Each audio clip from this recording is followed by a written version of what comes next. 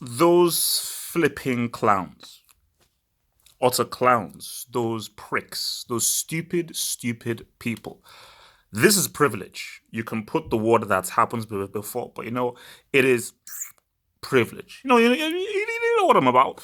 Um, these losers. So these guys have pretty much come out. I mean, the arrogance of these two stupid losers, the arrogance of these idiots, of these imbeciles. So these guys have pretty much come out since Austin Film Festival and have just admitted that they didn't know what the hell that they were doing, and they were out of their depth, and pretty much they didn't have a full handle. Because the key thing about this is that all of those people, some losers who defended season 8 and said, "Oh no, season 8 was fine and everything." Those losers who said, "Oh no, no, no, it's fine, blah blah." This is what we all knew, and who some very foolish people were trying to deny that when they had the material from George R. R. Martin, they looked good. They were good at adapting quality material. Keyword. That's why I hate that they're called creators. Don't call them creators. They are great at adapting. They were great at adapting superb source material. Once that source material wasn't there and they now had to create, there was not left all to their own devices and it was them by themselves. They were garbage. They were complete and utter garbage. They were crap. They were complete flipping crap. They were a bunch of losers. A bunch of flipping losers, man. And I just think that, when you just look at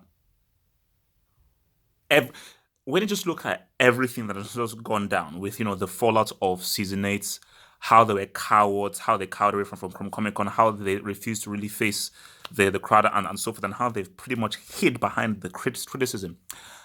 I just think that, when you just look at just the whole Game of Thrones entirety and how this was one of the biggest falls in TV history, and how even the actors tried to defend season 8, saying, "Oh no, no, this was right, that the fans were wrong." Reading what these talentless hacks had to say, it just goes to show that, talent is talent. True talent is talent.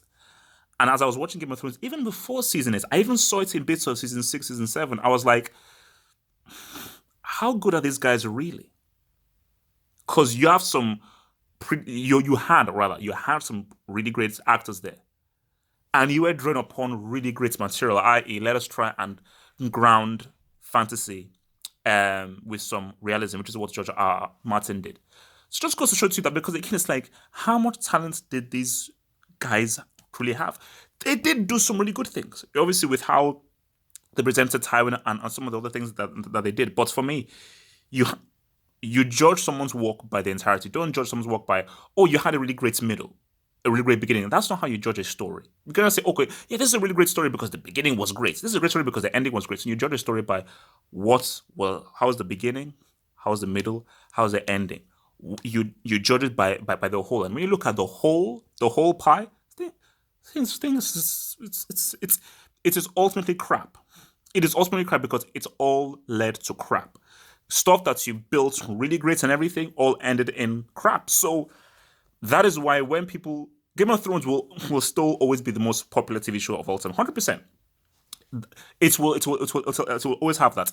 You can never call it one of the greatest TV shows. It can't be put in the same category as The Wire, as Breaking Bad, as Boardwalk Empire, as flipping 24, as flipping Sopranos. You can't put it, even Better Call Saul. You cannot put it in that category. You simply can't, um, because the ending was so bad. The ending was so bad, it negated everything that came before. So all you can say of Game of Thrones is, yeah, it had some nice bits, some superb cinematography, some superb direction, but ultimately as a whole, it was stupid. Because if you're looking at the story that was being told, it was a stupid story. The White Walker was stupid. Jon Snow is a flipping brick loser. But I just think that that's why I am shocked that Netflix gave these guys um,